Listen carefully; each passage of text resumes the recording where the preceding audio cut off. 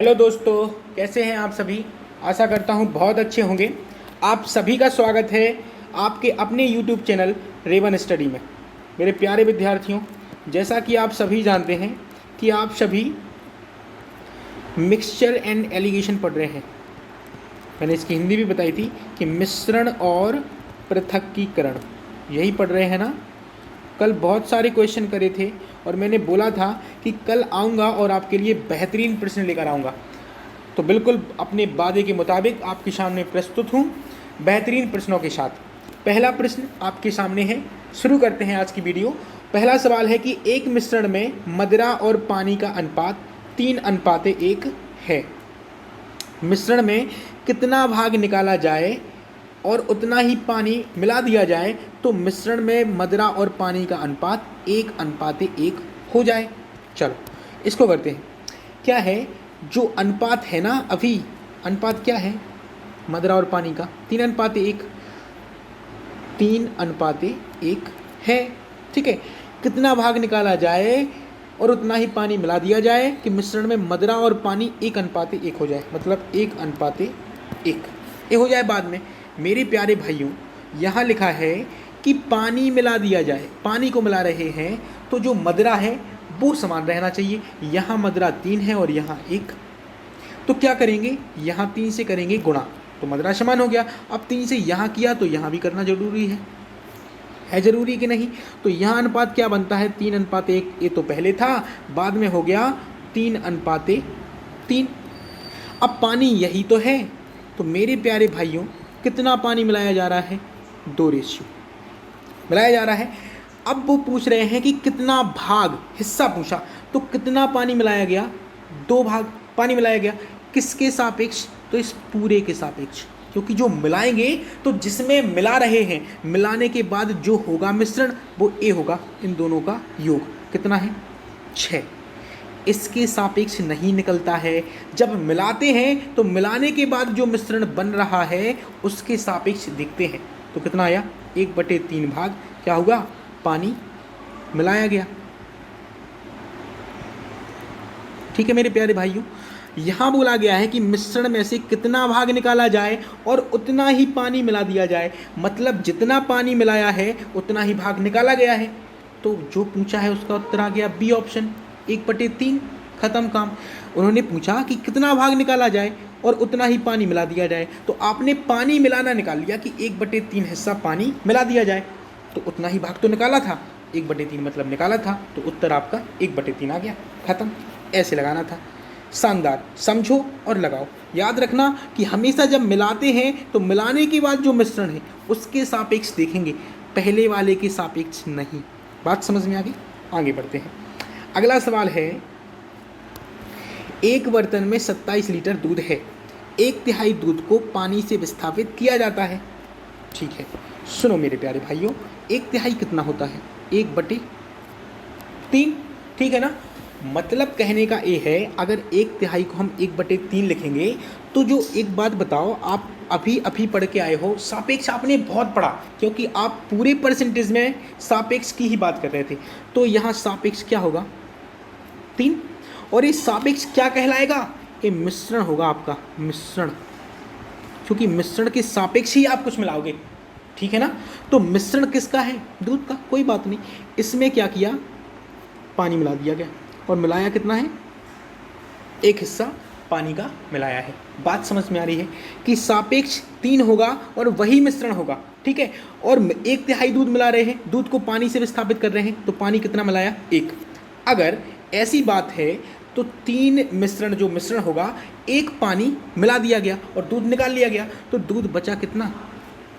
2, क्योंकि एक हिस्सा पानी डाला जाता है और दूध निकाला जाता है। तो जो 3 हिस्सा दूध था, क्योंकि पूरा तो मिश्रण दूध का ही है, तो मिश्रण में से 1 खत्म हो गया और बचा कितना? 1। ये तो मिक्सचर है आपका,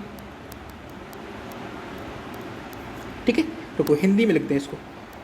कुछ बच्चों का ये कमेंट रहता है कि ये अंग्रेजी नहीं, तो ये मिश्रण है, जैसा कि आप देख पा रहे हैं। और ये बचा हुआ क्या है? दूध। मेरे प्यारे भाइयों, हो गई बात। अब देखो कि 3 से 2 हो गया अनुपात में, फिर क्या हुआ, दोबारा 1/3 मिश्रण निकाला जाता है। बस पकड़ लिया आपने बात, दोबारा 1/3 मिश्रण निकाला गया है, मतलब लगातार निकालने की बात हो रही है। क्रमिक आ गया, क्रमिक, जहां भी लगातार होता है, लगातार प्रतिशत में आपने यही पढ़ा है कि जहां लगातार की बात हुई चीज क्या हो जाती है, सक्सेसिव। सक्सेसिव में क्या होता है कि फिर से 3 से 2 खत्म, यही तो करना है। तो ये मिश्रण कितने का होगा, गुणा कर देंगे 3 त्रिका 9 और बचा हुआ दूध कितना होगा 4। बात समझ में आई, इतनी बात क्लियर है। अब बोला गया है कि नए मिश्रण में दूध और पानी का अनुपात, तो भाई दूध, बचा हुआ दूध कितना है, ओनली 4। मिश्रण पूरा 9 का, उसमें से 4 तो दूध ही है, तो पानी बचा कितना, 5। 4:5 उत्तर, इससे शानदार हो ही नहीं सकता। शानदार सवाल है, बस ऐसे लगाओ, हो गया ना, क्योंकि लगातार था तो 3 से 2 एक बार, फिर से 3 से 2, क्योंकि लगातार हो रहा है मेरे भाई। जहां लगातार होता है, क्रमिक होता है, वहां हम सक्सेसिव लगाते हैं और यही होता है, गुणा करते हैं, निकाल लेते हैं, आ गया उत्तर। अगला सवाल, अगला सवाल है कि 80 लीटर के मिश्रण में दूध और पानी का अनुपात 7:3 है। ठीक है, दूध को मिल्क मान लें और पानी को वाटर, ये 7:3 है, मतलब 7:3 है ना। 2:1 करना है, 2:1 मिलाना क्या है, पानी मिलाना है, पानी तो यही है। अगर मेरे प्यारे भाइयों पानी मिलाना है तो आपका दूध समान होना चाहिए, इसलिए यहाँ 2 से और यहाँ 7 से गुणा, तभी तो 7 दूनी 14 और 7 दूनी 14 मिल्क समान होगा। अब 2 से यहाँ किया तो 2 से यहाँ करना अनिवार्य है और 7 से यहाँ करना अनिवार्य है। मेरे प्यारे भाई, जो नया अनुपात बनेगा वो बनेगा मिल्क और वाटर में, क्या बनेगा, 14:6 और 14:7। बोलो हाँ या ना, बनेगा ना। अब यहाँ से आप हीरो हो गए सवाल में। देखो पहले जो मिश्रण था कुल मिलाकर कितना था, 14 और 6 20 रेशियो, तो 20 रेशियो बराबर मेरे प्यारे भाइयों कुल मिश्रण कितना था, 80 लीटर था ना। तो 1 रेशियो बराबर कितना हो जाएगा, 4 लीटर। ये निकाल लिया आपने। अब बोला गया है कितना पानी मिलाया जाए, तो देखो पानी कितना मिला रहे हैं अनुपात में, 6 से 7 हो गया, कितना मिला रहे हैं, 1 रेशियो मिला रहे हैं ना। तो 1 रेशियो बराबर 4 लीटर है, तो पानी कितना मिलाया गया है, 4 लीटर, क्योंकि 1 रेशियो मिलाया गया पानी में, पानी मिलाया गया और 1 रेशियो का मान कितना है, 4 लीटर, इसलिए डी ऑप्शन आपका बिल्कुल सही। बात समझ में आई, शानदार सवाल, शानदार तरीके से ये हल होगा। ठीक है, अगला सवाल, अगला सवाल है, अगला सवाल बोलता है आपसे कि बर्तन ए और बी में के मिश्रण में दूध और पानी का अनुपात 3:5 और 6:1 है। ठीक है, एक बर्तन ए है, यहाँ लिखो मिल्क और वाटर, सॉरी माफ़ कीजिए, मिल्क और वाटर क्या है, 3:5, ये मिल्क है और ये वाटर है, यही है ना। और दूसरा बर्तन है उसमें मिल्क और वाटर कितना है, कितना है, 6:1। इनको मिला के एक तैयार करना है नया, उस मिश्रण में दूध और पानी का कितना करना है, मिल्क और वाटर का 1:1। अब समझना ध्यान से, शानदार तरीके से करने वाले हैं। इनका योग देखो कितना है, एक कितना है 8, एक कितना है 7 और एक कितना है 2।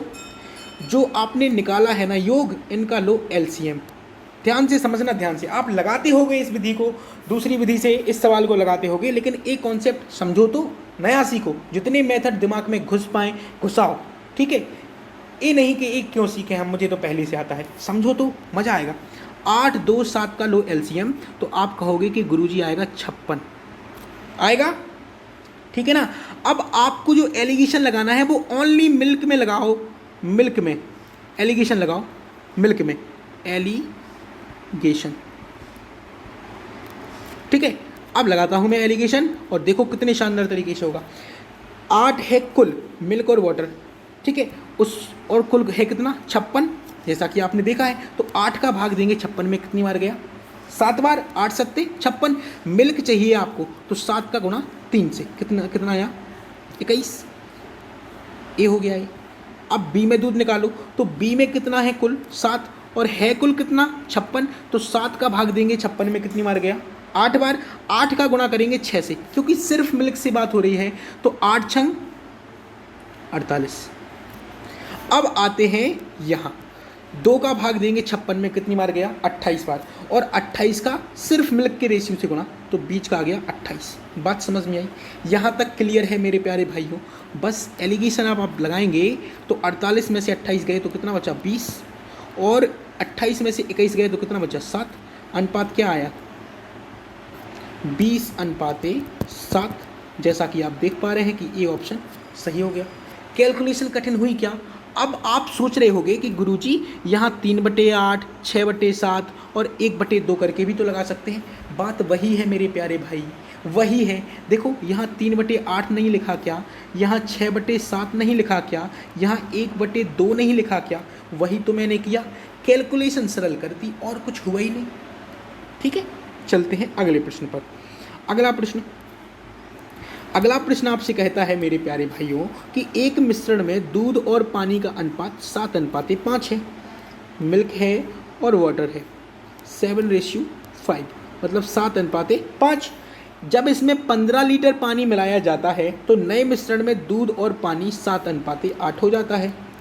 ठीक है, पानी मिला रहे हैं तो दूध समान होना अनिवार्य है, जैसा कि आप देख पा रहे हैं।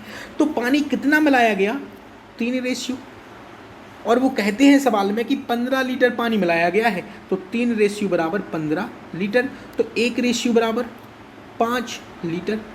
अब पूछा क्या है, नए मिश्रण में पानी की कुल मात्रा, तो नया मिश्रण यही तो है और पानी की नई मात्रा यही तो है, तो 1 बराबर 5 लीटर, तो 8 बराबर 8 गुणा 5 कितना आएगा 40 लीटर।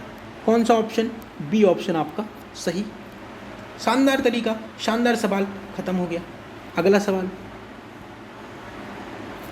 बोला है कि एक आदमी के पास 25 रुपये प्रति लीटर वाला एक रसायन है। ठीक है, किस अनुपात में पानी को रसायन से मिलाया जाए?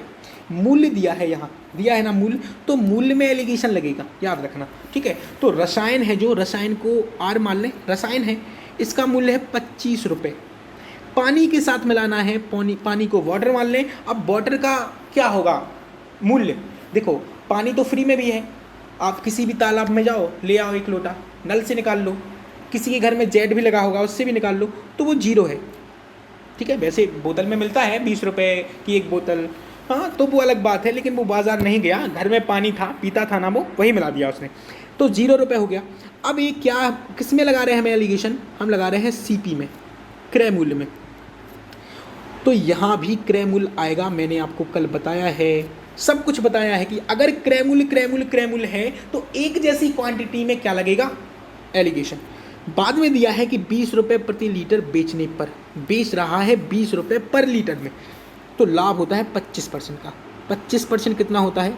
आप कहोगे गुरुजी 1/4, और 1/4 में जो नीचे होता है वो होता है CP और 1 होता है प्रॉफिट। मैं आपसे कहूँ SP कितना होगा मेरे प्यारे भाई, तो आप कहोगे 4 और 1 5, और ये 5 रेशियो बराबर है कितने के 20 रुपये के, तो 1 रेशियो का मान निकालेंगे तो 1 रेशियो का मान आएगा 4, आएगा कि नहीं आएगा?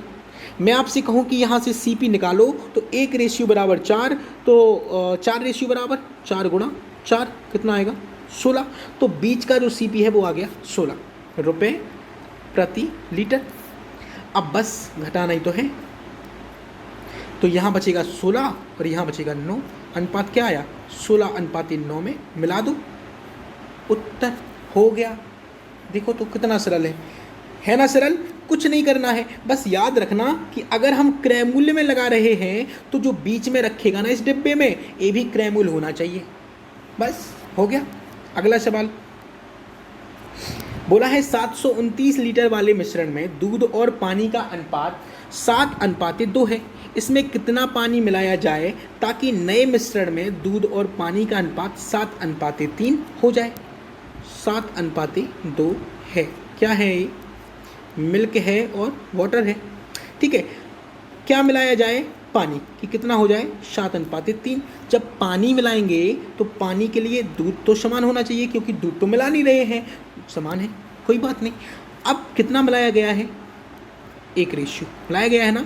अब 1 का मान निकालेंगे कैसे, पहले देखिए कि जो मिश्रण है वो कितना था, 9 और उन्होंने बोला है कि मिश्रण 729 लीटर का है, तो 1 बराबर 81 लीटर। मेरे प्यारे भाई होगा कि नहीं, तो 1 बराबर 81 लीटर और आपको 1 का ही तो मान चाहिए, तो 81 लीटर क्या करेंगे, पानी मिलाएंगे। ए ऑप्शन आपका एकदम से सही। खत्म। ऐसे सवाल है मिश्रण में, है ना सरल।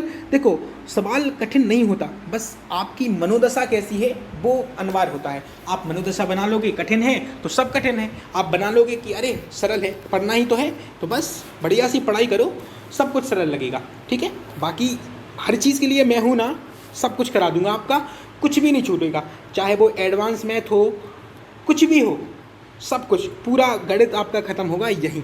तो फिर मुलाकात होगी, तब तक के लिए नमस्कार।